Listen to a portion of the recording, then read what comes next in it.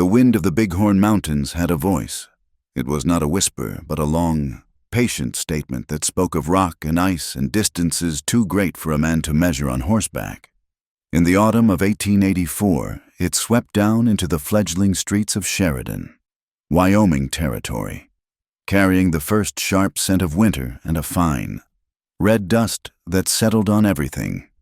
It coated the raw lumber of the new buildings, filled the deep ruts in the road, and worked its way into the souls of the people who had come here chasing a promise the land had not yet decided to keep. Catherine Hale felt the dust on her lips, a gritty reminder of her thirst and her emptiness. She stood before the mercantile, an empty wicker basket held tight in her hands. The weave of the basket was a familiar pattern under her fingers, a small point of order in a world that had unraveled completely since her husband, Thomas, had been taken by the fever last spring.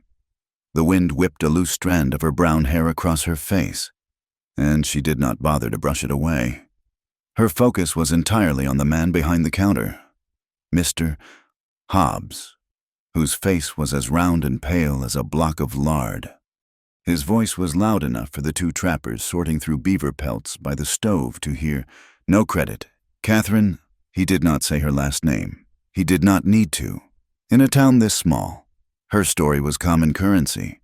The widow Hale, the one with the small boy, and the homestead claim that was all rock and stubborn sagebrush, the one whose luck had run dry. She did not flinch, though the heat of shame rose in her neck. Her voice was quiet but steady, a stark contrast to the howling wind outside. It is just until the railroad pays for the ties I cut. A few pounds of flour, Mr. Hobbs, some salt pork. My son.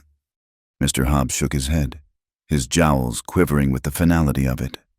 The railroad is always late, and winter is always on time. I am running a business, not a charity. The words were a solid wall she could not pass. The trappers looked away, suddenly intensely interested in their furs. Public sympathy was a fickle thing, and it never filled a hungry belly. Catherine gave a single, sharp nod. She turned without another word, her dignity a thin cloak against the cold judgment in the store. She walked back into the street, the empty basket feeling heavier now than it had when she had carried it in full of hope. The wind met her head-on, pushing her back, as if the whole of Wyoming was telling her she did not belong. From the relative shelter of the livery stable across the street, Elias Whitlock watched her go.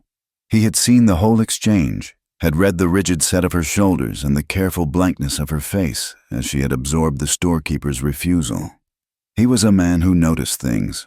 It was how he had survived the silver mines as a young man, and how he had built his fortune since.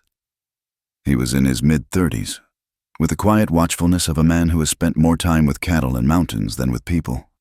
He was tall, and the land had shaped him, leaving him lean and hard, with a face weathered by sun and wind. Most people in Sheridan knew him as a wealthy man, a partner in the big cattle ranch up near the Montana line and the new sawmill that whined day and night, turning timber into towns, but they did not really know him. He kept his own counsel, his thoughts as private as the deep, shaded canyons of the Bighorns. He pushed himself off the post he was leaning against, and his movements were economical. Without a wasted gesture, he crossed the street, his boots making soft thuds in the thick dust. He did not call out to her. He simply fell into step beside her as she walked toward the edge of town. She glanced at him, her eyes a guarded blue-gray, the color of a winter sky. She did not know him well, only by sight. Mr. Whitlock. He touched the brim of his hat. Ma'am. He walked with her in silence for a few paces, the wind tearing at them. The air was thin and cold, and each breath was a sharp reminder of the coming hardship. Finally, he spoke, his voice a low baritone that was not easily carried away by the wind. Come with me to my ranch. Your table will be full tonight. Catherine stopped walking. She turned to face him fully, her chin lifted.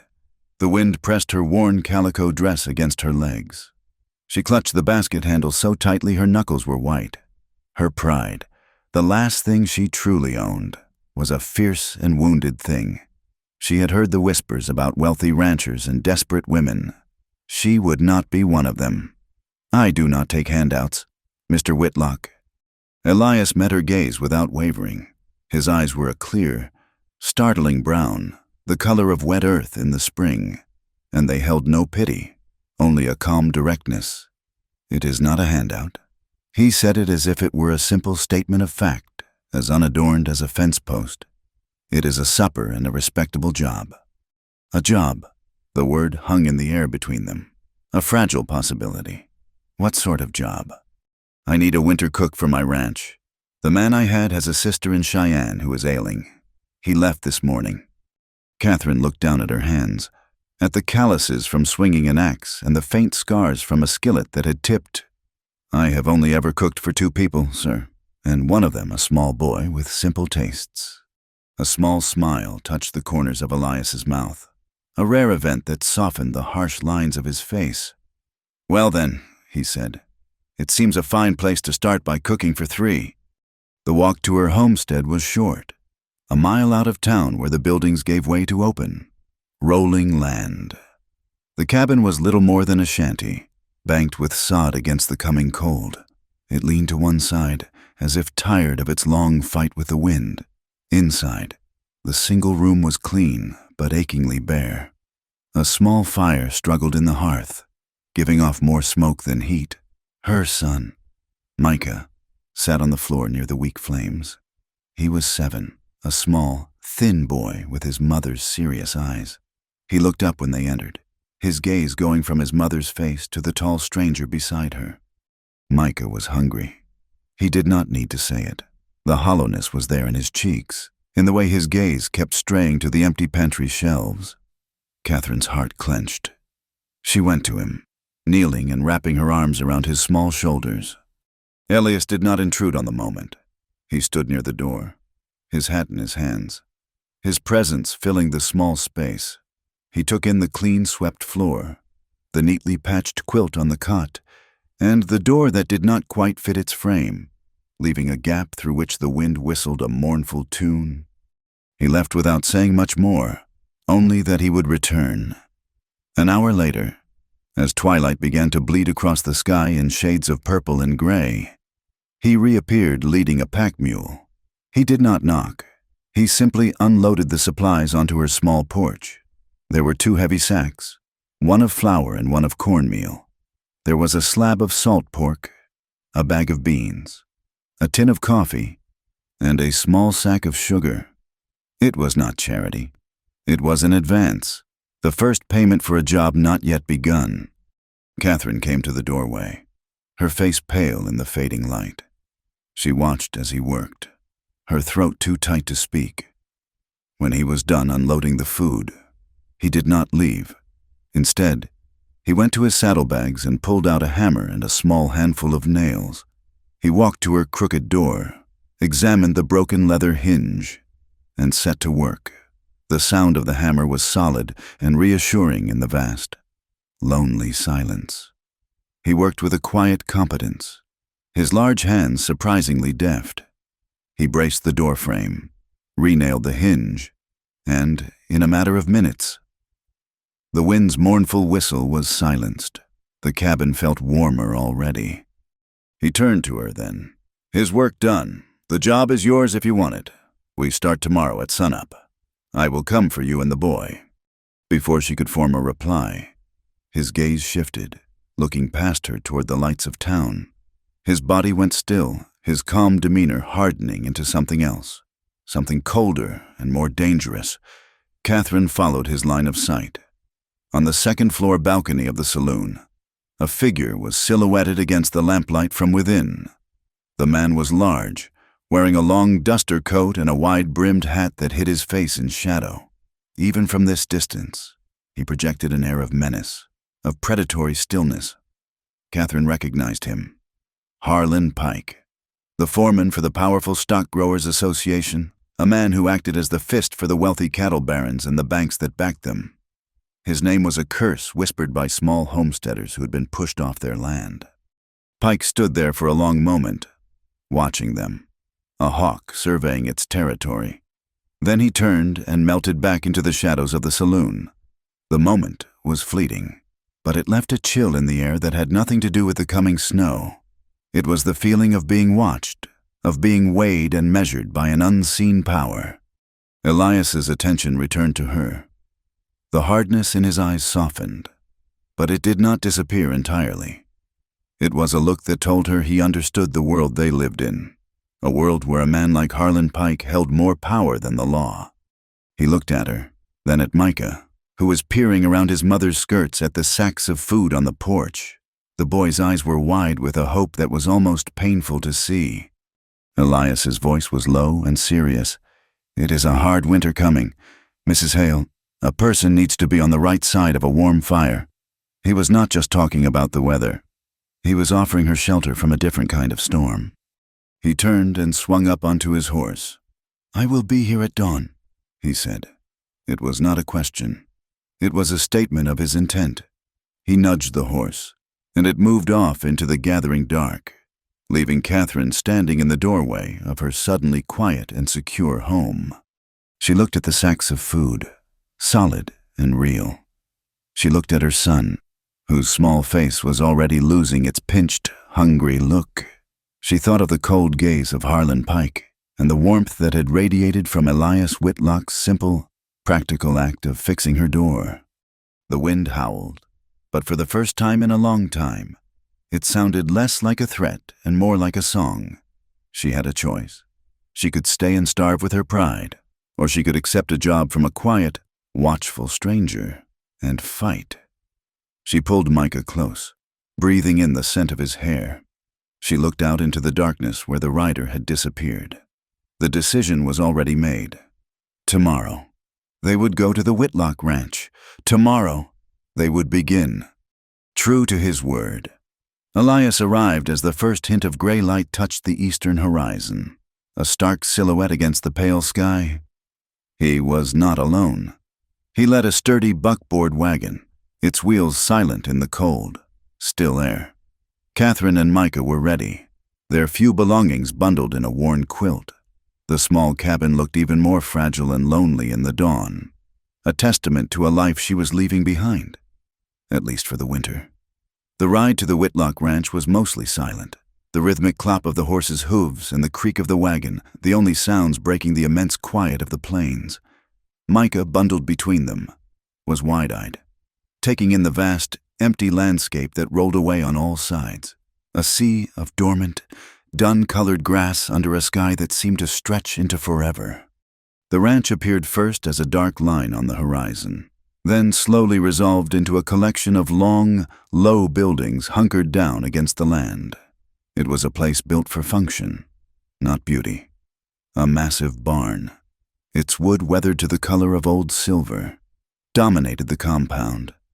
Next to it stood a series of corrals and a long, windowless bunkhouse from which a thin tendril of wood smoke was already rising. Farther up the creek that snaked through the property, the whine of the sawmill was a distant, industrious hum. This was Elias Whitlock's world, a kingdom of timber and cattle, raw and sprawling and utterly masculine. A wave of apprehension washed over Catherine. She was a woman alone, stepping into a world of men. Elias seemed to sense her unease. He pulled the wagon up before a smaller, separate cabin set a respectful distance from the bunkhouse. "The cookhouse," he said simply. "It will be your domain." Inside, it was a single large room, dominated by a huge, black cast-iron stove, a long trestle table, scarred with the history of countless meals, ran down the center. Shelves along one wall were laden with the same kinds of supplies he had brought her, but in staggering quantities: 100-pound sacks of flour, barrels of beans, crates of tinned goods. It smelled of old grease, coffee, and the faint, tangy aroma of sourdough. Her new life began with that sourdough starter. It was a living thing, a crock of bubbling, yeasty-smelling culture that Elias's previous cook had left behind. Elias showed it to her with a seriousness usually reserved for a prize bull. "You feed it every day," he explained, his voice low and patient. "A little flour, a little water. It is the heart of the kitchen. Get it right, and the men will forgive you most anything. Get it wrong, and they will grumble from sunup to sundown. He handled the crock with a surprising familiarity, stirring the starter with a wooden spoon, his movements sure and practiced. For a moment, Catherine saw not the wealthy rancher, but a man who had known hunger and had learned to fend for himself long ago. The days fell into a rhythm dictated by the sun and the appetites of a dozen hard-working men. Catherine rose in the dark, the cold floorboards a shock to her bare feet. She fed the starter, coaxed the giant stove to life, and put on a pot of coffee so large it took both her hands to lift. She learned the heft of cast-iron skillets, the precise amount of salt pork needed to flavor a pot of beans, and the endless, back-breaking work of baking bread for a crew that could devour a dozen loaves at a single meal. It was a world away from cooking for herself and Micah. Here, cooking was an industry. About a week after her arrival, the outside world paid a visit in the form of May Kincaid, the owner of the Sheridan boarding house. May was a stout woman with a booming laugh and an insatiable curiosity that made her the unofficial town crier. She arrived in a rattling buggy, ostensibly to deliver a letter for one of the ranch hands, but her sharp eyes missed nothing. She took in the clean-swept floor of the cookhouse, the sight of Micah happily whittling a piece of wood on the porch, and the way Catherine's cheeks had gained a bit of color. "Well now, is this not a domestic scene?" May boomed. "Accepting a cup of coffee, you have landed on your feet. Dearie, but you should know, the town is buzzing." Her voice dropped to a conspiratorial whisper. "A handsome widow, all alone in a camp full of rough men. Tongues are wagging like a dog's tail in a butcher's shop. Some say you are a brave woman. Others have less charitable things to say." Catherine felt the familiar heat of shame, but it was mingled with a new, stubborn anger. "Let them talk," she said, her voice firmer than she expected. "My son is fed, and I am earning an honest wage. What they say in town does not change that." May Kincaid gave her a sharp, appraising look and then a wide, approving smile. "Good for you," she said, taking a loud sip of her coffee. "You let them chatter. A woman's reputation in this territory is mostly a matter of which way the wind is blowing." The wind, however, was not always on her side. A few days later, on a trip into town for supplies, she encountered Mr. Hobbs at the mercantile. He was all smiles and deference now, measuring out her order with a new respect born of Elias Whitlock's patronage.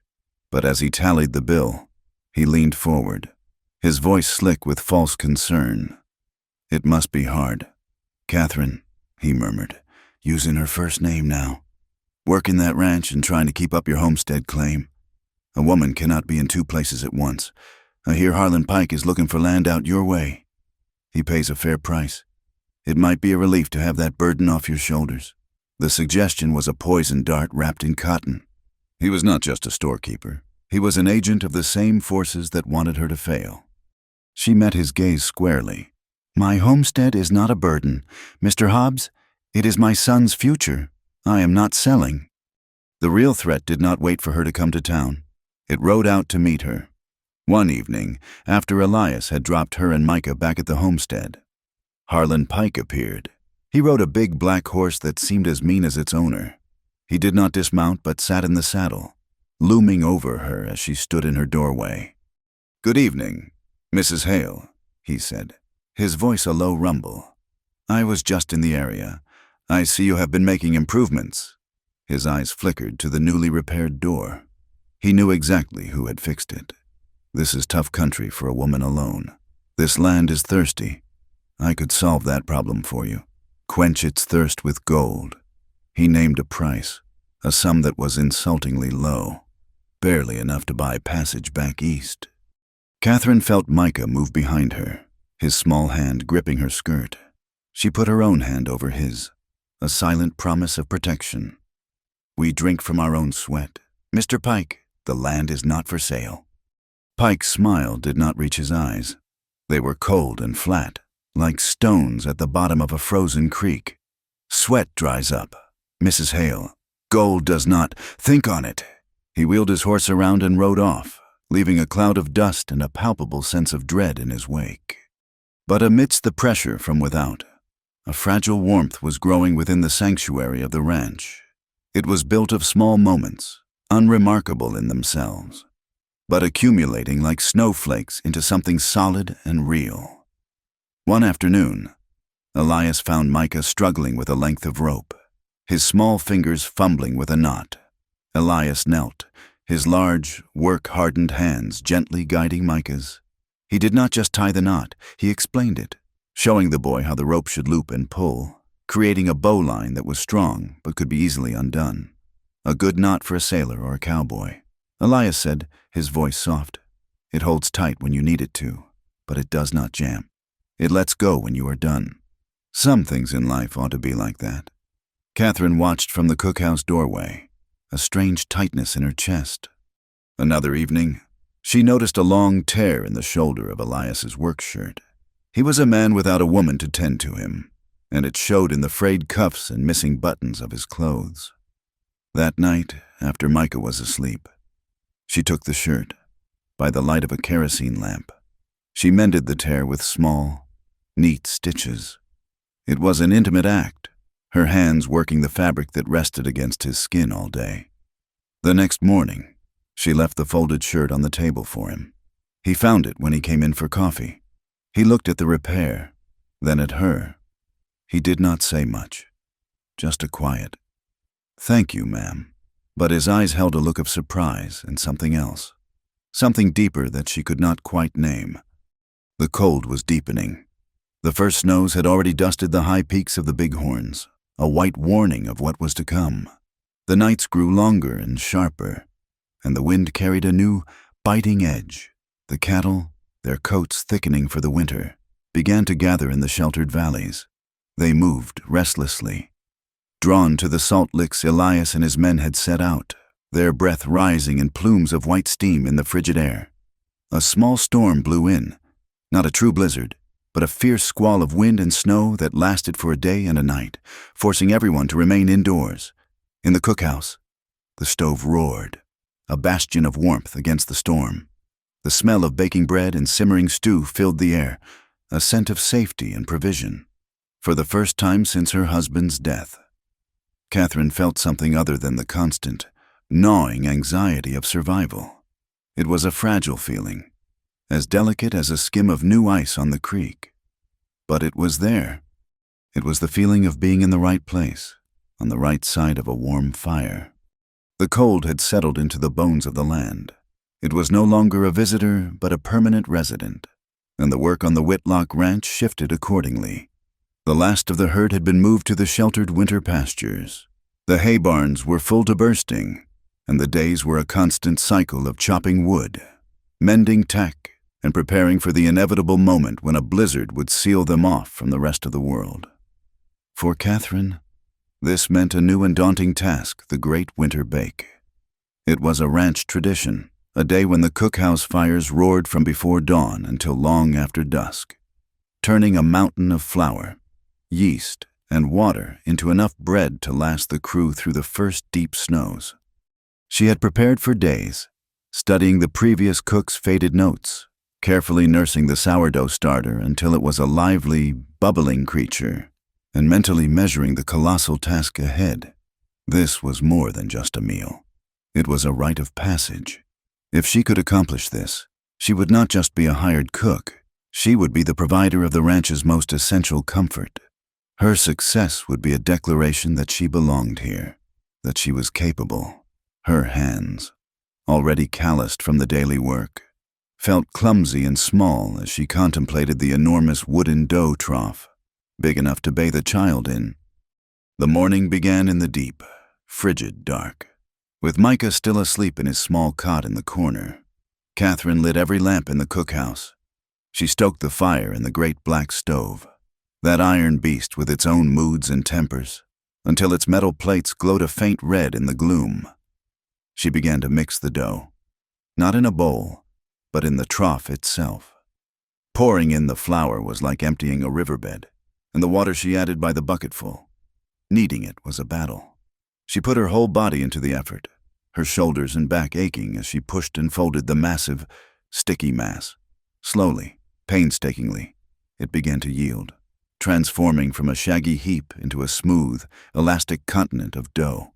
She covered it with a clean cloth and left it by the stove to rise, her breath misting in the air, her heart pounding with a mixture of exhaustion and fierce, hopeful pride. By midday, the dough had swelled to twice its size, a living testament to her labor. The cookhouse was warm now, filled with the clean, wholesome scent of yeast. She punched down the dough, the soft sigh of escaping air a satisfying sound, and began the long process of shaping the loaves. Dozens of them. She worked with a focused intensity, her movements becoming more confident as she went. She was a creator, a nurturer, providing the staff of life for this small, isolated community. As she slid the first batch into the cavernous oven, she felt a surge of accomplishment. The trouble with the iron beast was its uneven heat. She knew this in theory, but managing an oven the size of a small wagon was different from the predictable warmth of her small hearth at the homestead. She turned the pans, watched the color of the crusts, and tried to gauge the intense, radiating heat. The first few batches came out beautifully, their crusts a deep, satisfying brown. The smell of fresh bread, a warm and comforting cloud in the cold air. The men, working nearby, called out their approval, their voices carrying on the wind. Emboldened by her success, she put in the final, largest batch, and then her attention was diverted for a critical few minutes. Micah had woken from his nap and called to her, needing a drink of water and wanting to show her a particularly interesting knot he had mastered. It was a small, domestic interruption, a mother's duty, but in that brief window, the fire in the stove roared a little hotter. The smell hit her first. Not the warm, welcoming scent of baking bread, but something sharp, acrid, and bitter. Smoke. A thin, blue haze was curling from the oven door. Her heart plummeted. She grabbed a thick rag, yanked open the heavy door, and was met with a blast of heat and a billow of black smoke. The loaves were ruined, not just browned, not just singed, but burned. The tops were a solid charcoal black, hard as rock. Tears of frustration and shame stung her eyes, but she blinked them back fiercely. She pulled the pans from the oven, the scraping sound loud and ugly in the sudden silence. She set them on the cooling rack, a monument to her failure. At that moment, the door swung open, and the ranch hands began to file in for the evening meal, their hunger sharpened by the cold and the long day's work. They stopped short, their cheerful chatter dying as they saw the rows of blackened loaves and the smoke still lingering in the air. One of the younger cowboys, a boy named Billy, let out a low whistle. Looks like the cook tried to bake us some coal for the winter. Another man, older and usually kinder, chuckled, "I like a firm crust, Catherine, but I reckon a man would need a blacksmith's hammer to get through that one." The comments were not meant to be cruel.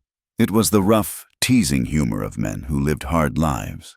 But to Catherine, each word was a small, sharp stone. Her face burned. She felt the stares of a dozen men, their eyes all fixed on her spectacular, public failure. All her hard work, all her hopes for this day, had turned to ash.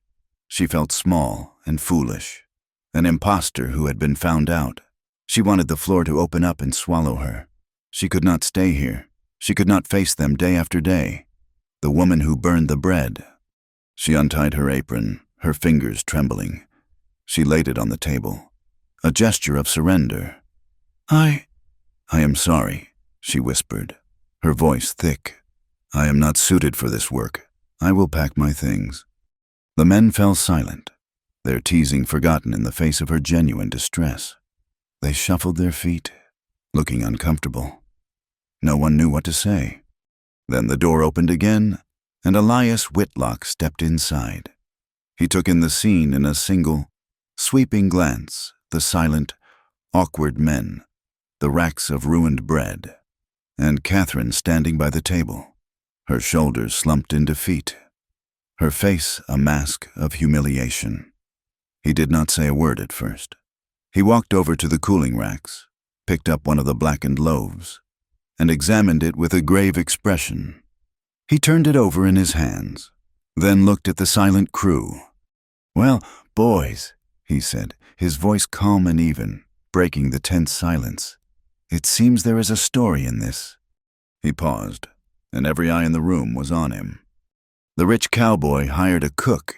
He began, his tone light, almost conversational, like a man spinning a yarn around a campfire. "The careless virgin burned bread." He let the words hang in the air. A few of the men shifted, unsure how to take the word virgin.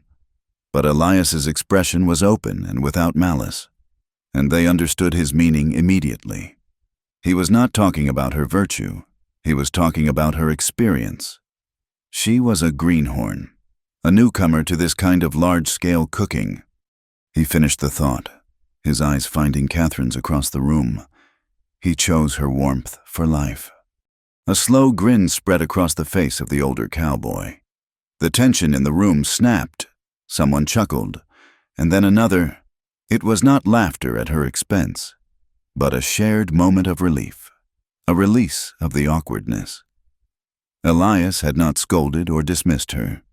He had reframed her failure with a gentle, homespun piece of wit. He had defended her without raising his voice, turning a moment of humiliation into a simple, understandable mistake. He walked over to where she stood. His presence was a solid, reassuring shield.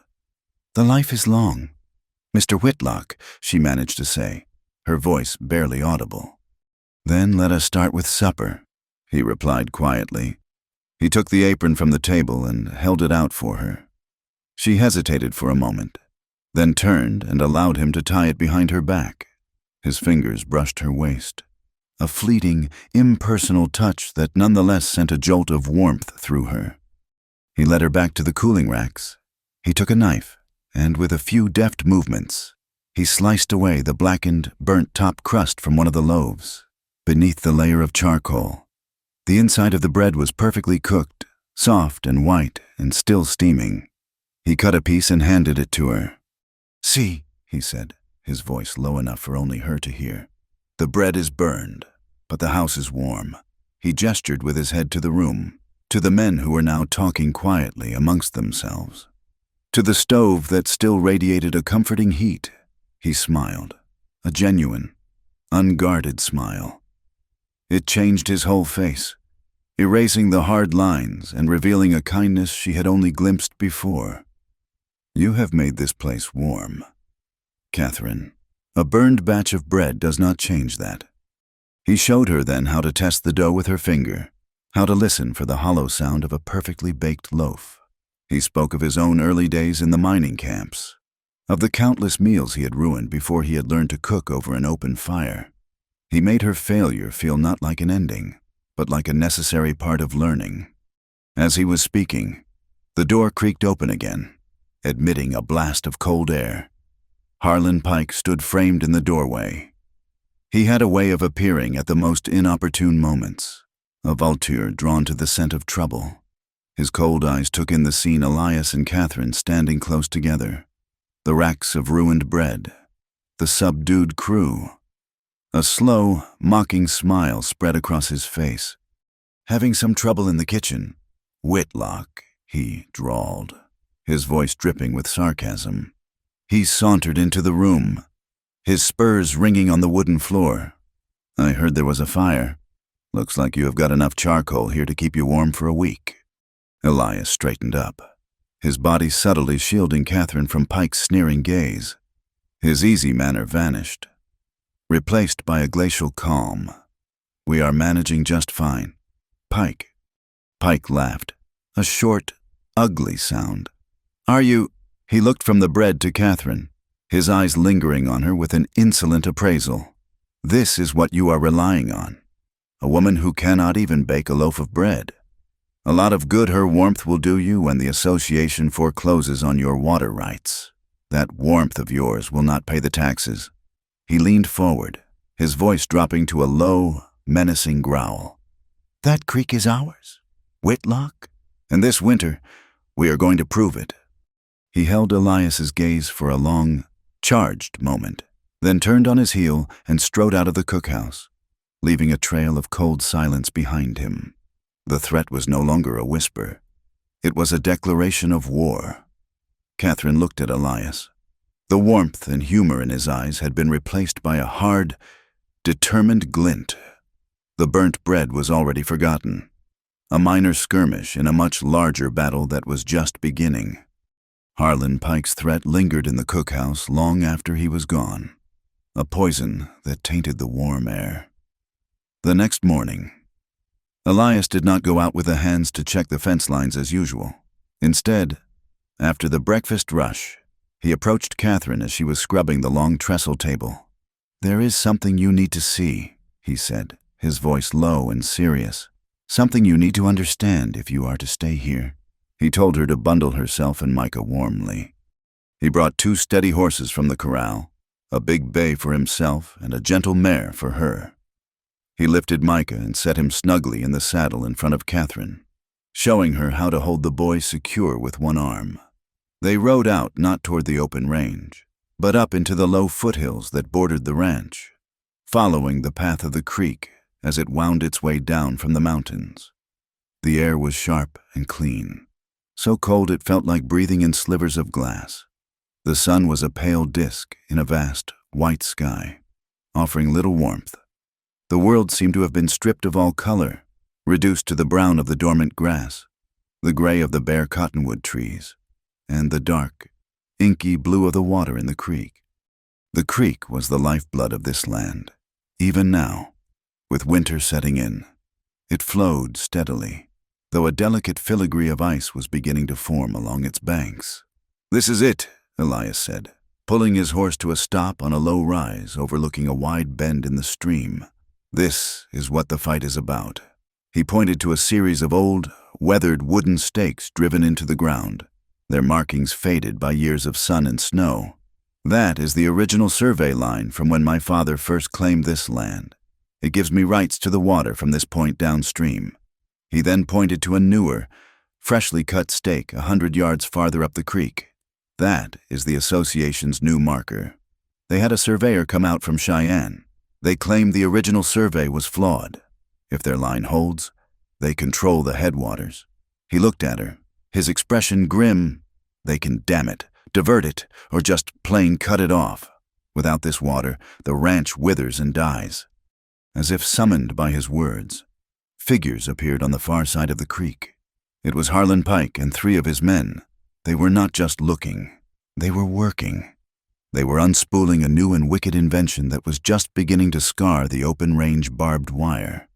The metal glinted coldly in the pale sunlight. They were stringing a fence line, following the path of their new survey marker, a stark and aggressive declaration of ownership. The fence would cut off Elias's cattle from the easiest access point to the stream. Elias's body went rigid. A muscle tightened in his jaw. "Stay here with the boy," he said, his voice flat and hard. He nudged his horse forward, down the slope and into the shallow, icy water of the creek. The sound of the horse's hooves splashing through the water was loud in the immense silence. Pike and his men stopped their work as he approached. "This is my land, Pike," Elias said. His voice was not loud, but it carried clearly in the cold air. Pike spat a stream of tobacco juice that stained the white frost on the ground. "According to the Stock Growers Association, you are mistaken. This is their grazing lease, and we are improving it." Elias swung down from his horse. "This is not an improvement. It is a provocation. Take the wire down." Pike laughed, a sound as harsh as metal scraping on rock. He was a bigger man than Elias, broader in the shoulder and thicker in the chest. He took a step forward, his hand resting casually on the butt of the pistol at his hip. "You? And what army?" "Whitlock. The law is in Cheyenne, and the law sides with the men who are taming this country, not with solitary dreamers. Take it down yourself, if you have the nerve." For a long moment, the 2 men stood facing each other, the tension between them a palpable thing. Catherine held Micah tighter, her heart pounding against her ribs. She saw Elias's hands clench into fists at his sides. She saw the raw anger in his face, an anger so profound it seemed to shake the very air around him. But then, just as she thought he would lunge at Pike, he took a slow, deliberate breath. He looked at the fence, then back at Pike. "You have been warned," he said, his voice dangerously quiet. He turned, swung back into his saddle, and rode back through the creek without a backward glance. The confrontation was over, but nothing had been resolved. The barbed wire remained, a steel thorn in the side of the land. The ride to Sheridan was tense and silent. Elias had decided they needed to see the lawyer immediately. They found Nora Bell in a small office tucked between the land registry and the assay house. She was a woman in her late 40s with intelligent gray eyes and hair pulled back so tightly it seemed to tug at the corners of her mouth. In a town where women were wives, widows, or saloon girls, a female lawyer was an anomaly, a creature of myth. She greeted Elias with a firm handshake and a brisk nod for Catherine. She listened intently as Elias laid out the situation, spreading his father's old, hand-drawn maps and the original land patents on her desk. She studied them through a pair of small spectacles, her brow furrowed in concentration. "The paperwork is ambiguous." "Elias," she said finally, her voice crisp and businesslike. "It was drawn up when this was still wild country. The descriptions rely on landmarks that can shift. A big rock, a dead tree. The association's surveyor will argue that his modern instruments are more accurate. It is a common tactic. They use legal complexity to exhaust a man's resources until he gives up." "So what do I do?" Elias asked. Nora Bell leaned back in her chair. "We fight, but we need more than these old maps. We need people. Find anyone who remembers where that old dead tree stood. Get sworn statements from men who worked for your father. We need to establish a history of use, a common understanding that this has always been Whitlock water. In the end, a Wyoming court may be more persuaded by the testimony of 10 honest men than by a fancy map from a railroad surveyor. But be prepared. The association plays rough. They have deep pockets and long arms." As they left the lawyer's office, the street was filled with the bustle of a town preparing for winter. In front of the boarding house, they saw May Kincaid, directing 2 men as they unloaded a wagon of firewood. Her eyes lit up when she saw them. "Catherine, dearie," she boomed, wiping her hands on her apron and bustling over to them. "How are you faring out in that wilderness?" Her gaze flickered from Catherine to Elias, a shrewd, calculating look in her eyes. She drew Catherine a few steps aside, lowering her voice to a stage whisper that was still audible 10 feet away. "Now, you listen to me. I told you tongues were wagging, and they have not stopped. It is one thing to cook for the man during the day. It is another thing entirely to be sleeping under his roof, even if it is a separate cabin. A woman's good name is all she has to her. It is a fragile thing, easily broken. You should not be staying at the ranch overnight. People are saying you have traded your reputation for a full pantry." The words, though delivered with a rough kindness, struck Catherine like a physical blow.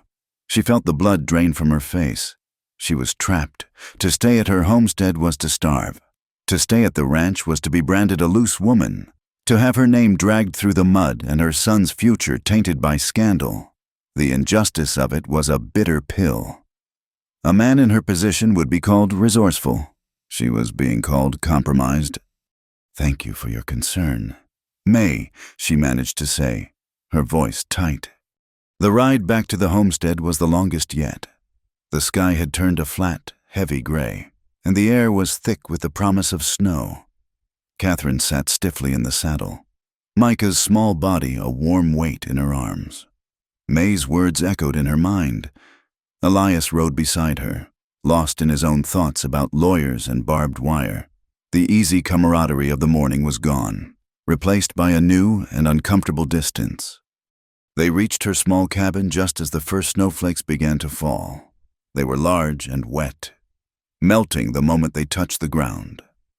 But more followed, thicker and faster, and soon the brown earth was dusted with a thin layer of white. It was the first real snow of the season, the storm that would mark the true beginning of winter. Elias helped her and Micah down from the horse. He looked at the sky, at the swirling curtain of white that was rapidly obscuring the world. Then he looked at her face. He saw the strain around her eyes, the proud, defensive set of her jaw. He was a man who noticed things, and he saw in her expression the reflection of a conversation he had not heard but could well imagine. He understood the impossible choice she faced. He did not ask what was wrong. He did not offer platitudes. He simply met her gaze, his own eyes serious and direct. "Your honor is a fence I would never dare to touch," he said, his voice quiet but clear over the rising wind.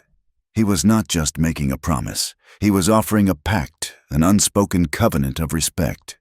"When the snows get deep, I will bring you and the boy home every night, no matter the storm. You will have your work, and you will have your good name." Catherine stared at him, a lump forming in her throat. He had seen her struggle and had offered the one thing she needed most, a way to preserve her dignity without sacrificing her son's survival. It was a gesture of profound understanding, of a quiet and steady decency that went far beyond the simple arrangement of an employer and his cook. "Thank you," she whispered, the words inadequate to express the wave of relief and gratitude that washed over her.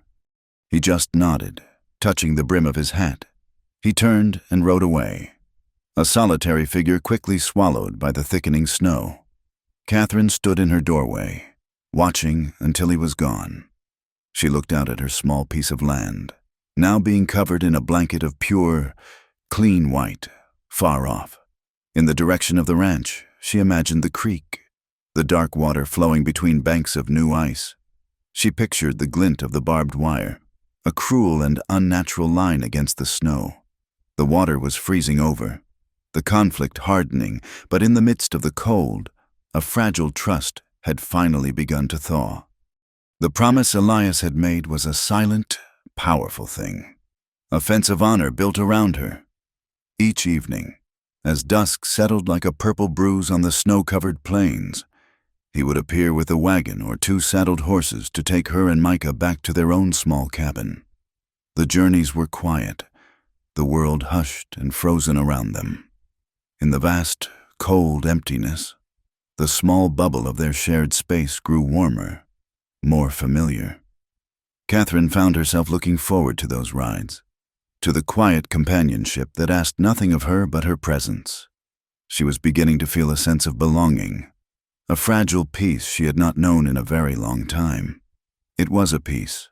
She would soon learn that could not last. The fire came on a moonless night when the cold was so deep and still it felt as if the world had stopped breathing. Catherine was in the cookhouse, banking the coals in the stove for the night, when the first shout ripped through the frozen air. Fire! The word was a raw, primal scream of terror, followed by the frantic clang of the iron bell by the bunkhouse. She threw open the door and saw it, not in the compound itself, but out on the prairie, a hungry, orange beast devouring the darkness. A long, undulating line of flame was racing across the dormant grass, driven by a sudden, wicked wind, heading directly for the massive grain silo and the hay barns that stood a few hundred yards from the main buildings. It was their winter feed, the difference between the herd surviving until spring and starving to death. The ranch exploded into organized chaos. Men poured from the bunkhouse, pulling on boots and coats, their faces stark and grim in the flickering firelight. Elias was already there, his voice a low, commanding roar that cut through the panic, directing men to the well, to the horses to grab sacks and shovels. Catherine's first instinct was to grab Micah, who was sitting up on his cot, his eyes wide with fear. She wrapped a quilt around him, her hands shaking. "Stay here," she commanded, her voice tight. "Do not leave this room." But she could not stand by. She was part of this ranch now. Its fight was her fight. She ran outside, the intense heat a shocking contrast to the bitter cold. The air was thick with smoke that burned her throat and made her eyes stream. Men were forming a bucket brigade from the well, a slow, desperate effort against a foe that moved with terrifying speed. She joined the line without a word, her hands raw and numb as she passed the heavy, sloshing pails. The fire was a living thing, a roaring monster with 100 flickering tongues. It leaped and danced, casting terrifying, gigantic shadows that writhed across the snow. They focused their efforts on soaking the ground around the silo and the barns, creating a firebreak of wet earth and snow. Others, led by Elias, were using wet burlap sacks to beat at the edges of the flame, a dangerous, exhausting dance with the inferno. Catherine left the bucket line and grabbed a sack herself, plunging it into a trough of icy water until it was heavy and dripping. She ran toward the line of fire, the heat so intense it felt like it was peeling the skin from her face. She beat at the flames alongside the men, the shock of the impact jarring her arms, the steam and smoke blinding her. She was no longer a woman or a cook. She was a firefighter, a soldier in a desperate battle. In the heart of the chaos, a new, more terrible fear seized her. Micah. Where was Micah? She looked back toward the cookhouse, a small, dark shape against the terrifying orange glow. The door was open. He was gone. Panic, cold and sharp, pierced through the adrenaline. He had been told to stay inside, but he was a 7-year-old boy, and the world outside had turned into a terrifying, mesmerizing spectacle. Micah. Her scream was thin and useless against the roar of the fire. The smoke was thickest near the ground, a choking, rolling fog. He could be anywhere. He could have wandered toward the corrals, or worse, toward the fire itself. She began to run, her eyes darting wildly, calling his name over and over. Then she saw him. He was not far from the silo, standing frozen between the fire and the buildings. He had likely come out to find her and had become disoriented in the swirling smoke. He was coughing, a small, lost figure in a nightmare landscape. Before she could move, the wind shifted, and a thick, black cloud of smoke rolled over him, engulfing him completely. Elias saw it at the same time. He had been working a section of the fire line 50 yards away. Catherine saw his head snap up, saw the look of pure horror on his face, illuminated for a fraction of a second by the flames. He did not hesitate. He dropped the sack he was holding and charged directly into the blackest part of the smoke cloud. His body low to the ground. He disappeared from sight. An eternity passed in the space of a few heartbeats. The fire raged. The men shouted. But for Catherine, the world had gone silent and cold. There was only that roiling cloud of black smoke. Then he emerged, stumbling but moving fast. He was carrying Micah in his arms. The boy was limp, his face pale, but he was breathing. Elias ran past the fire, out into the clean, cold air, and laid Micah gently on a patch of clear snow. He knelt beside him, checking his breathing, his face a mask of fierce concentration. Catherine fell to her knees on the other side of her son, her hands hovering over him. Afraid to touch, Micah's eyes fluttered open. He coughed, a deep, racking sound, and then began to cry, clinging to Elias's arm. The crisis passed as quickly as it had begun. The wind died down as suddenly as it had risen, and without its fuel, the fire's advance slowed.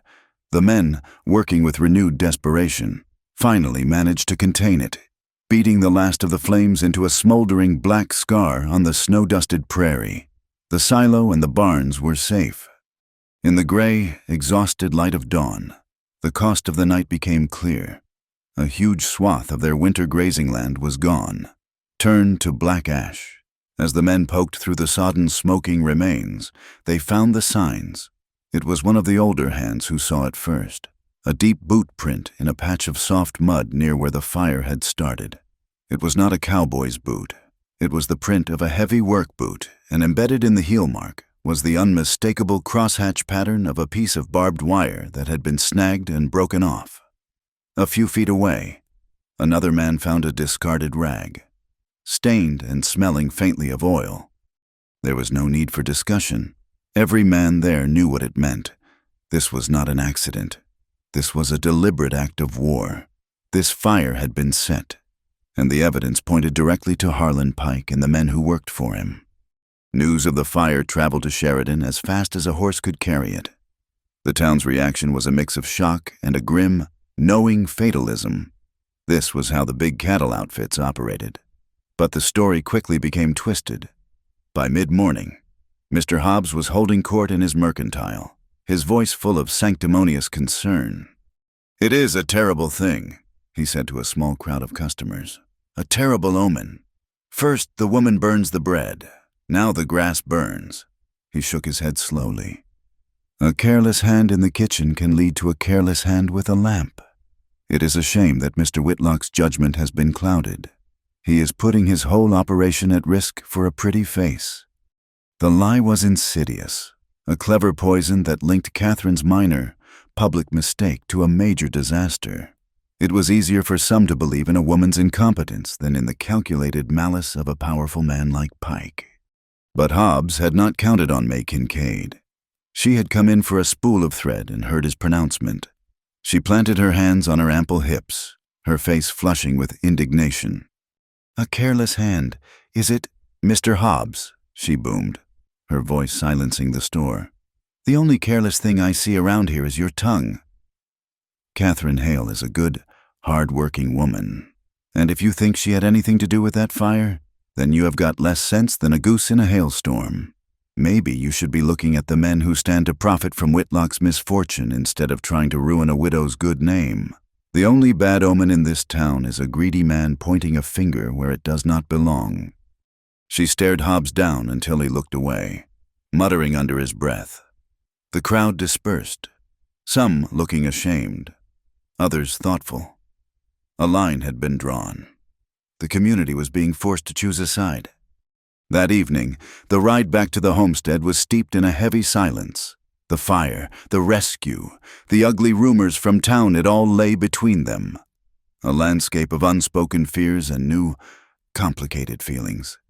As they neared her cabin, Elias finally spoke, his voice rough with exhaustion. "Catherine," he said, pulling his horse to a stop. "What Hobbs said today, it was a lie, but it started with me." She looked at him, confused. "What do you mean?" He took a deep breath, the cold air misting around his words. He would not look at her, his gaze fixed on the distant, dark line of the mountains. "That first day, at the mercantile, when Hobbs refused you credit," his voice dropped lower, "I could have stopped it. I could have walked in there and told him to give you anything you needed." "But how?" she asked, her voice a whisper.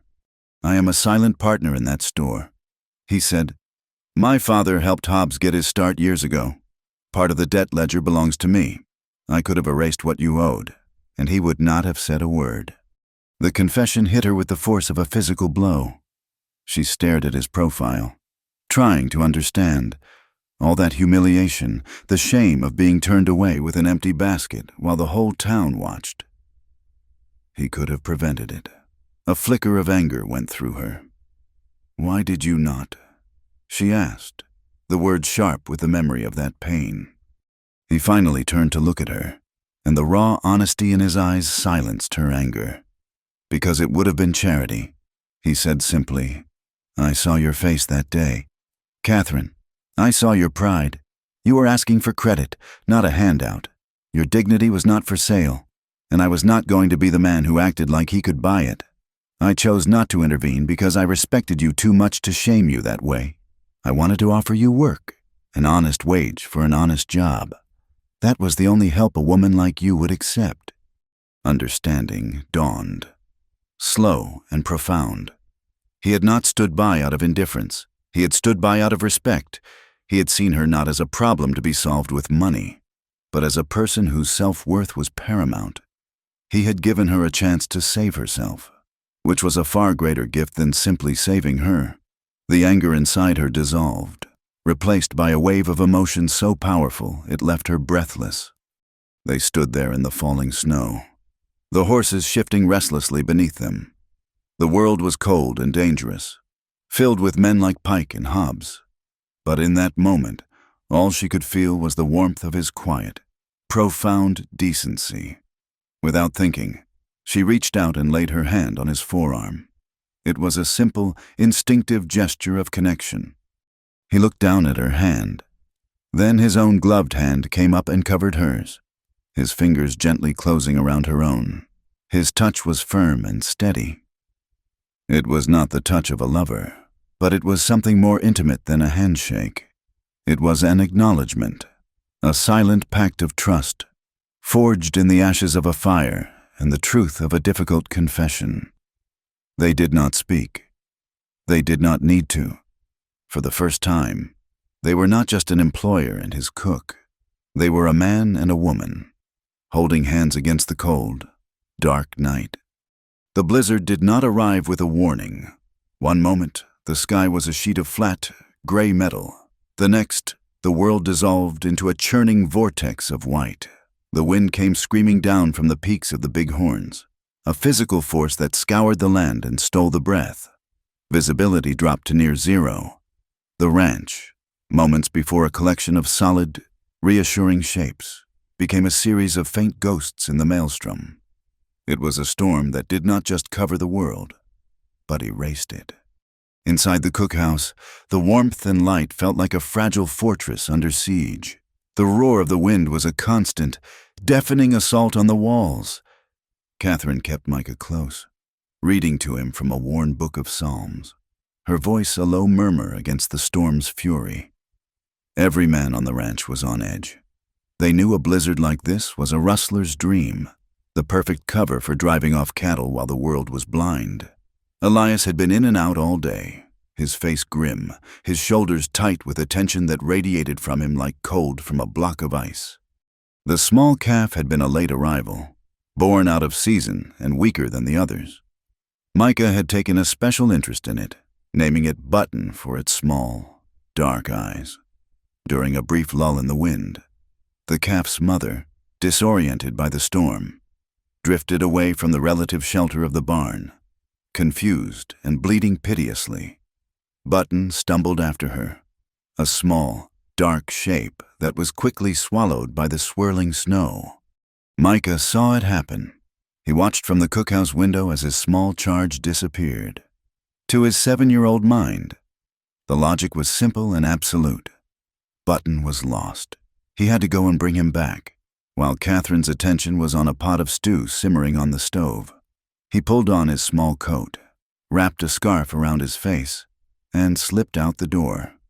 He did not feel the cold at first, only the fierce, childish purpose that drove him into the white chaos.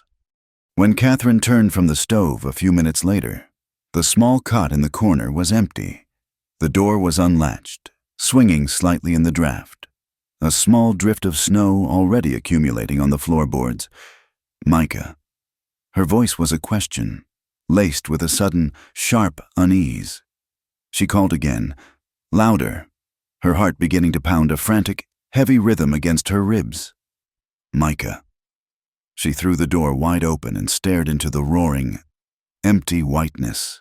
Panic, pure and undiluted, seized her. It was a cold, sharp-toothed animal tearing at her insides. She did not stop to think. There was no room for reason, only a mother's primal, desperate instinct. She grabbed the first heavy coat she could find Elias's, left hanging by the door, and plunged out into the blizzard. The wind hit her like a solid wall, snatching the air from her lungs. The snow was a blinding curtain of stinging ice particles. Micah. The storm tore the name from her lips and shredded it into silence. She could see nothing but the swirling white fury. She put her head down and began to run, following the faint, ghostly depressions in the snow that were all that remained of her son's tracks. Elias was in the barn when one of the hands found him. The cook's boy is gone, and she is gone after him. The words cut through the roar of the wind. Elias felt a lurch in his gut, a cold dread that eclipsed any fear he had for his herd. He ran to the cookhouse, saw the open door, and then the two sets of tracks, one small and childish, the other more determined, already beginning to vanish. He knew in that instant that his entire world had been reduced to a single, desperate purpose. He grabbed his heavy sheepskin coat and took his rifle from the rack above the door. He turned to his foreman, a grizzled old cowboy named Jeb. "Watch the herd. Shoot anything that moves that you do not recognize." Then he followed the tracks into the white hell of the storm. The faint trail led him toward the creek, toward the old wooden bridge that spanned the ravine. It was a shortcut, a weak link he had always meant to replace. As he drew closer, battling the wind that tried to push him back at every step, shapes began to resolve out of the swirling snow. Horses, men, and the low, distressed sound of cattle. He dropped to a crouch behind a snowdrift, his heart turning to a block of ice in his chest. It was Harlan Pike and 4 of his men. They were using the blizzard's cover to drive off a small bunch of his best breeding stock, and they had them cornered at the entrance to the bridge. He saw Catherine first. She stood at the edge of the bridge, a frantic, desperate figure, her hair wild, Elias's big coat flapping around her. She was screaming at Pike, her words lost in the wind, but her gestures were clear. She was pointing past him, pleading. And then Elias saw why. On the far side of the bridge, trapped between the rustlers and the steep drop of the ravine, was Micah. He was holding onto the lost calf, his small face streaked with tears and frozen with terror. Elias rose from behind the drift, the rifle held loosely in his hand. He walked forward, his boots crunching in the snow, his entire being focused into a point of cold, lethal rage. Pike turned at his approach, a look of triumphant arrogance on his face. "Well, look what the storm blew in. Whitlock," he sneered. "Just in time to see your herd change ownership. Let the boy and his mother go." "Pike," Elias said. His voice was unnaturally calm, a low, deadly rumble beneath the shriek of the wind. "This is between you and me." Pike laughed. "The sound, ugly and raw. Everything is between us. Whitlock, the land, the water, and now the woman." He took a step toward Catherine, a proprietary, insulting gesture that made the rage in Elias's chest burn white-hot. He dropped the rifle in the snow and lunged. The fight was not a calculated brawl. It was a savage, desperate explosion of violence in the heart of the storm. Elias was driven by a fury so pure it gave him a strength he did not know he possessed. He struck Pike with a right hand that sent the big man staggering back. Pike came roaring back, his fists like sledgehammers. They crashed together, slipping and sliding on the icy ground. Their grunts and the sickening thud of their blows a brutal counterpoint to the howling wind. Elias was quicker, landing 2 sharp blows to Pike's face, but Pike was a bear, absorbing the punishment and driving Elias back with sheer, brute force. He slammed Elias against the railing of the bridge, the old wood groaning under the impact. He raised a fist to finish it, but Elias twisted, brought a knee up hard, and threw Pike off him. The big man fell heavily in the snow, enraged and humiliated. Pike scrambled backward, his hand fumbling for the pistol at his hip. The metallic click as he cocked the hammer was sharp and final.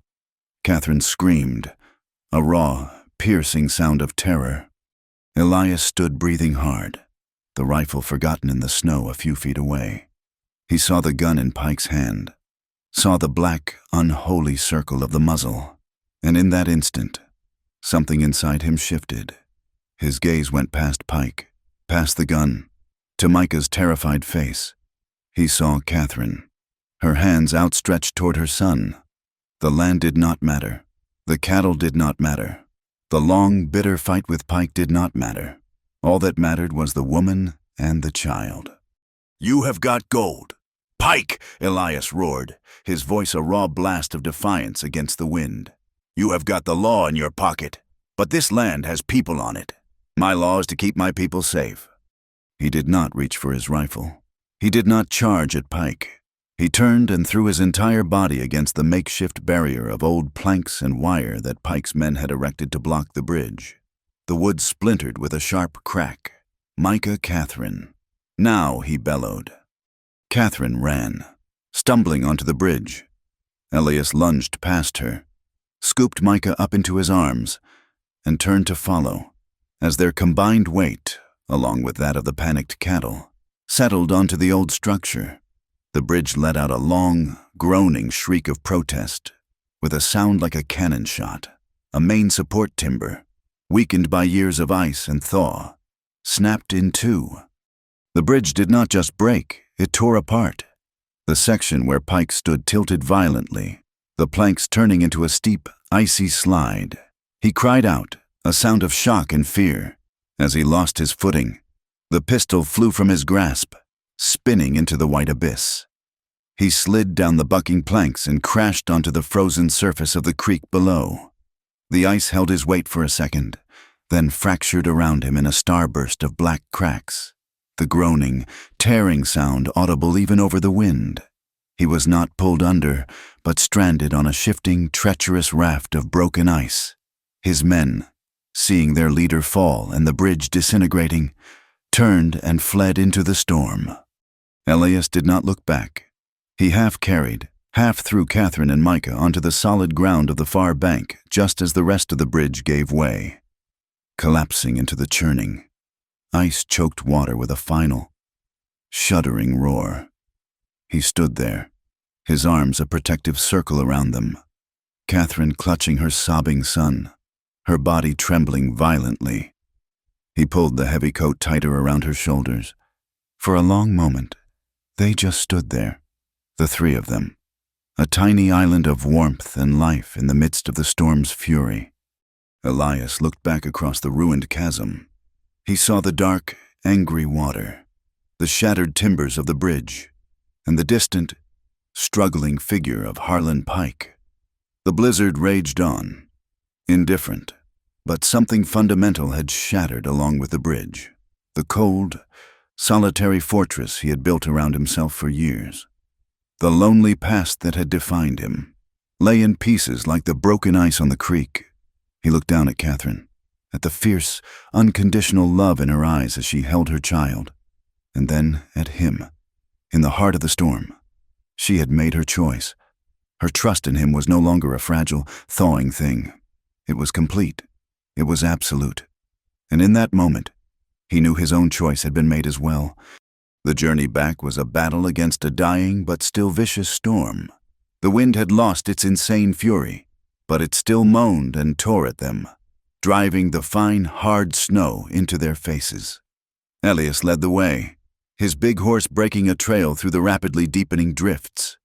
He had wrapped Micah in a thick wool blanket from his own bedroll and set him in front of Catherine on the gentle mare. Catherine herself was enveloped in Elias's huge sheepskin coat, its warmth a comfort, its scent of leather and wood smoke a strangely intimate presence in the white wilderness. She held her son with one arm and the saddle horn with the other, her body aching with cold and the aftermath of terror. Every few minutes, Elias would turn in his saddle, his face a grim, snow-caked mask, his eyes checking on them, a silent, constant question. "Are you all right?" And she would give a small, tight nod, a silent, constant answer, "We are alive." They found Harlan Pike's men had not entirely abandoned him.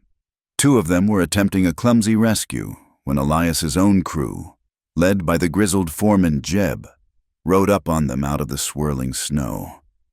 There was no fight left in them. They surrendered their weapons with a sullen, defeated air. They hauled Pike, shivering, soaked, and nursing a broken wrist, from the treacherous ice. His arrogance was gone, replaced by a sullen, hateful silence. They bound his hands and the hands of his men, and led them all back to the ranch as prisoners. The blizzard trapped them for 2 more days, a small, isolated world stewing in the aftermath of violence. The ranch hands treated Pike and his men with a cold, contemptuous distance, locking them in a windowless tack room. But an undercurrent of raw anger simmered just beneath the surface. These men had threatened their livelihood, set fire to their range, and endangered a woman and child. More than one cowboy spoke of a rope and a tall cottonwood tree. It was Elias who put a stop to it. "This will be handled by the law," he announced, his voice carrying over the murmur of the men gathered in the bunkhouse. His word was final. But the law, in the form of a circuit judge, was 100 miles away in Cheyenne, on the other side of a mountain pass that would be snowed in for weeks, if not months. The moment the storm broke and the roads were passable, a small, grim procession rode into Sheridan. Elias and Catherine led the way, with Nora Bell, who had ridden out to the ranch as soon as she heard the news, beside them. Behind them came Pike and his men, their hands still bound, under the watchful guard of Jeb and 3 other cowboys. Sheridan was a town emerging from a long, white sleep. People were digging out, clearing paths, their breath pluming in the still, frigid air. The arrival of the prisoners brought everyone out into the main street. A low murmur went through the crowd as they saw Harlan Pike, the feared enforcer of the Stock Growers Association, reduced to a common captive. A decision had been made on the ride into town, forged in a low, urgent conversation between Elias, Nora, and the town's moral compass, Reverend Avery. They could not wait for the circuit judge. Justice, if it was to be done, had to be done here and now. To let Pike sit in the town's flimsy jail was to invite either an escape or a lynching. They would hold a hearing, a public inquiry, a form of field justice to establish the facts and hold the men accountable until the proper authorities could arrive. The church was the only building in town large enough to hold everyone. It was cold inside. Despite the 2 pot-bellied stoves roaring at either end of the room, the entire town seemed to be there, their faces pale and serious in the gray light filtering through the tall, frosted windows. They were not just spectators, they were the jury. Reverend Avery stood behind the pulpit, his presence lending a solemn gravity to the proceedings. Nora Bell stood at a small table near the front, her maps and papers laid out with meticulous care. Pike and his men were brought in and made to sit on the front pew, a sullen, defiant knot of men. Pike's arm was in a crude sling, but his eyes were hard and unrepentant.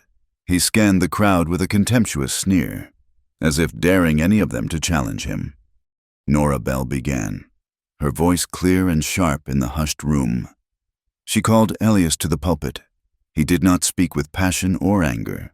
He spoke with a quiet, unshakable certainty, his words as solid and plain as the timbers of the church.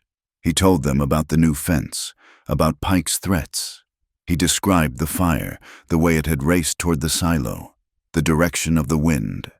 He recounted the discovery of the oily rag and the boot print with the telltale mark of barbed wire. Finally, he told them of the blizzard, of finding his cattle being driven toward the bridge, of seeing Micah and Catherine trapped. He spoke of the fight, not as a hero, but as a man defending his own.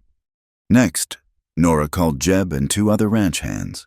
They corroborated every word, their plain-spoken testimony building a wall of evidence, brick by brick. Nora unrolled Elias's old map and laid it beside the new survey from the association. She showed the congregation how the new line conveniently diverted the headwaters of the creek, effectively strangling every small homesteader downstream. Then she called the youngest of Pike's captured men to the stand, a boy with frightened eyes and a weak chin. Pike shot him a look of pure venom, a silent command to keep his mouth shut. The boy trembled, his gaze darting from Pike to Nora to the sea of watching faces. Nora's voice was surprisingly gentle. "Son," she said, "I want you to tell these good people what you were doing on Mr. Whitlock's land the night of the fire." The boy swallowed hard, licking his dry lips. We was just checking on stray cattle." Nora held up the oily rag. "Did you use this rag to check on cattle? Did your boots with the broken wire in the heel accidentally start a fire that nearly destroyed a man's livelihood?" She paused. "Or did Harlan Pike order you to set that fire?" The boy's face crumpled. He looked at Pike, then at the hard, unforgiving faces of his neighbors, the people he would have to live with long after Pike was gone. He did," the boy mumbled, the words a barely audible whisper. "He made us do it. He said it would teach Whitlock a lesson." A collective gasp went through the church. The first crack in Pike's wall of power had appeared. But Nora Bell was not finished. Her final witness, she announced, was Mr. Hobbs. The storekeeper shuffled to the front, his face pale and sweaty despite the cold. He avoided looking at anyone. "Mr. Hobbs," Nora began, her voice hardening, "you have been refusing credit to many of the homesteaders in this valley. Have you not? You refused Mrs. Hale." I am a businessman," Hobbs stammered. "I cannot carry an endless debt." "Is it your policy to do so? Or were you encouraged by the Stock Growers Association? Did Mr. Pike, on behalf of his employers, suggest that it would be in your financial interest to put pressure on the smaller landowners, to make their lives difficult so they would be forced to sell their claims for a low price?" Hobbs looked like a trapped animal. He glanced at Pike, who was now staring at him with undisguised hatred. The storekeeper's gaze fell upon Catherine, sitting straight and proud in the second pew. Micah's hand held tight in her own. He saw the faces of a dozen other struggling settlers in the crowd, people he had refused, people he had seen humbled. The weight of it all, of his own cowardice, seemed to crush him. "Yes," he whispered, his voice cracking. They told me who to squeeze.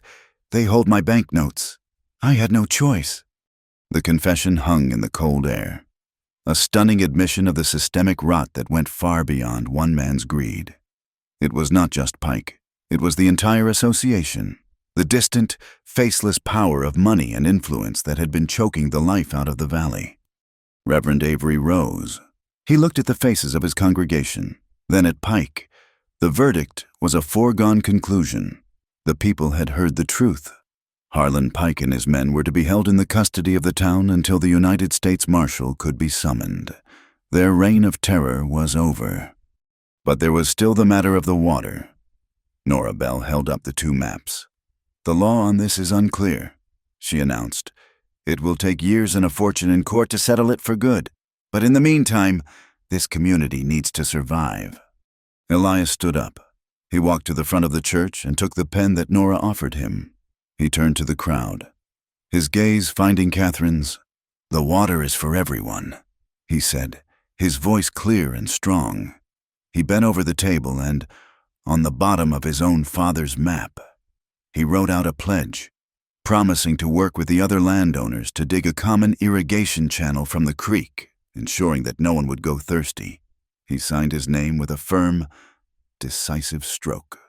A cheer went up in the church, a sound of profound relief and gratitude. In that moment, Elias Whitlock was no longer just a rich rancher protecting his property. He was a member of the community, a leader. The transformation was immediate and palpable.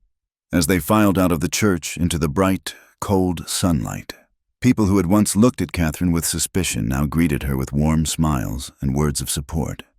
Men clapped Elias on the shoulder. They were no longer a town of isolated, fearful individuals.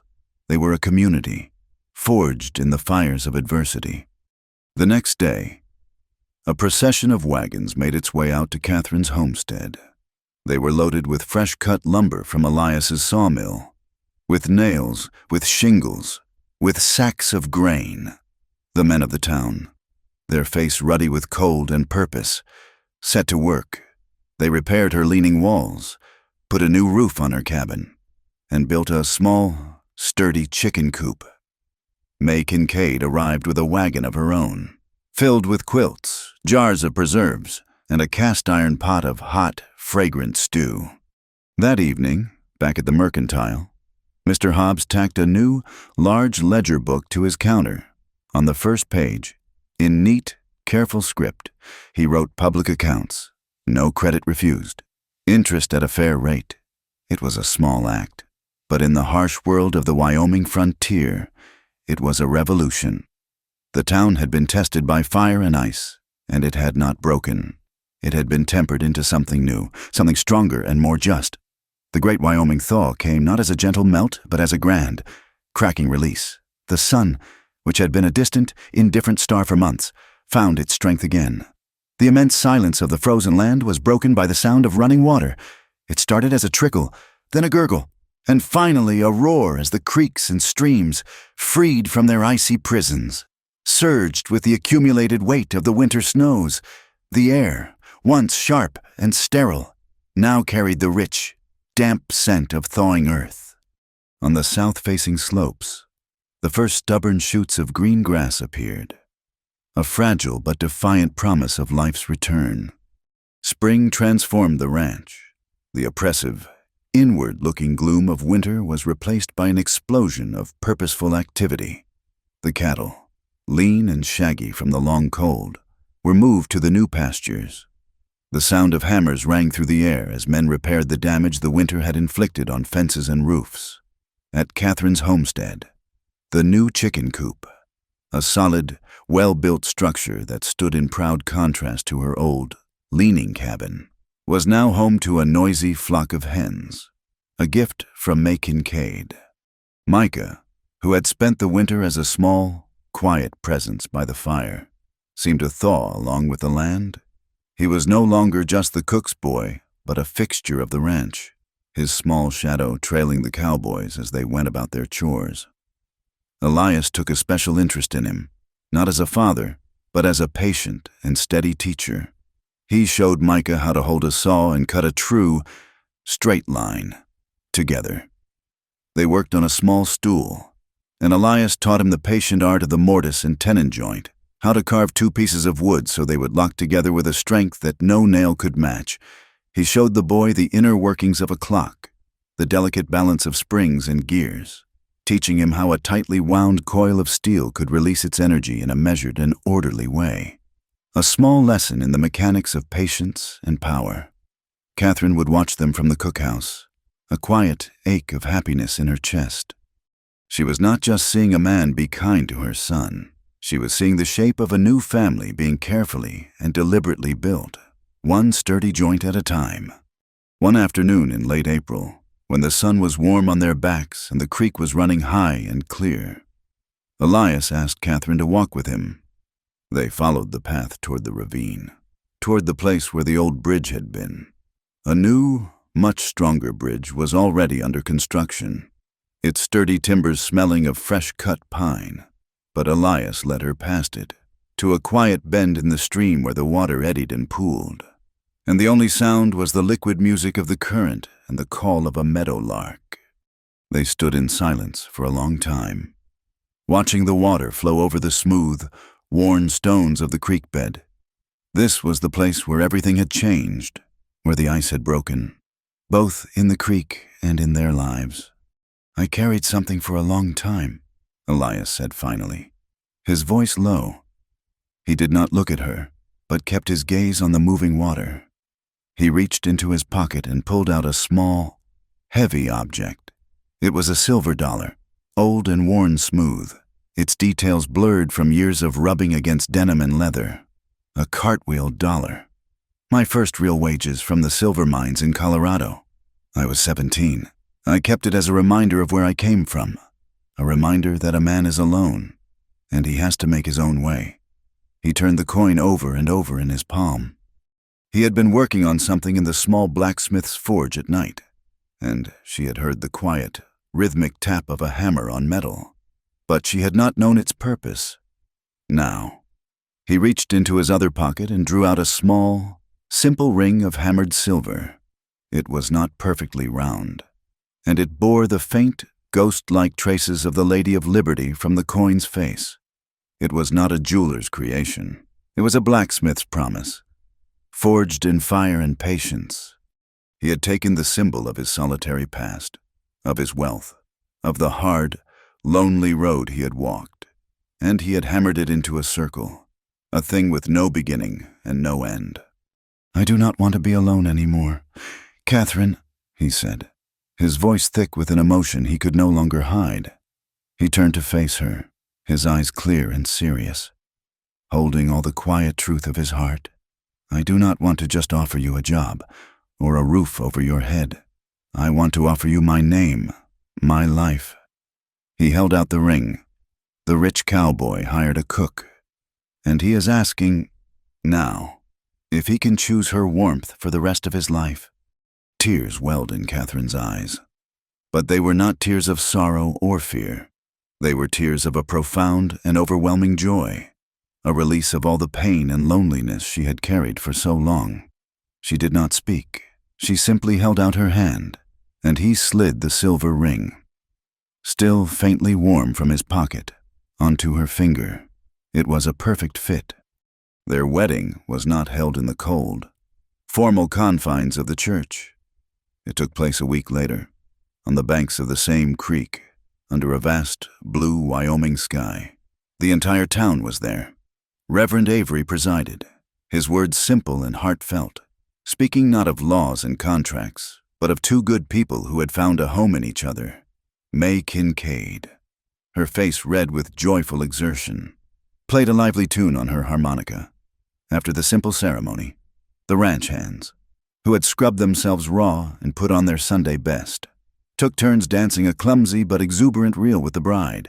Micah, wearing the new stool on his head like a crown, was the center of it all. A boy who had found not just a home, but a whole town to call his own. That night, long after the last of the guests had gone, a single lamp burned in the window of the main ranch house. The house, which had for so long been a place of solitary, masculine silence, was now filled with a new and gentle warmth. The scent of coffee and wood smoke was joined by something else, the rich, wholesome aroma of baking bread. Catherine stood at the big kitchen table, her hands covered in flour. She was not making a massive batch for the crew, but a single, perfect loaf for her family. She kneaded the dough with a sure and easy rhythm, the silver ring on her finger a quiet, constant presence. Elias came and stood behind her, his arms wrapping around her waist, his chin resting on her shoulder. They stood like that for a long time, watching her hands work the dough, a simple, domestic act that felt more profound than any spoken vow. Later, she took the loaf from the oven. It was perfect. The crust was an even, burnished gold, and when she tapped the bottom, it made a satisfying, hollow sound. She sliced it, and the steam that rose from the soft, white crumb filled the kitchen with the smell of home. She put a piece on a plate, slathered it with fresh butter, and handed it to him. He took a bite, his eyes closing for a moment in simple contentment. He looked around the warm, lamp-lit kitchen, at the sleeping boy on a pallet by the fire, at the woman standing before him, her face glowing in the soft light. "A man's gold can fill his pockets," he said, his voice a low, contented murmur, "but it cannot keep him warm on a cold night." His eyes met hers, a quiet smile playing on his lips. "This is better than being rich."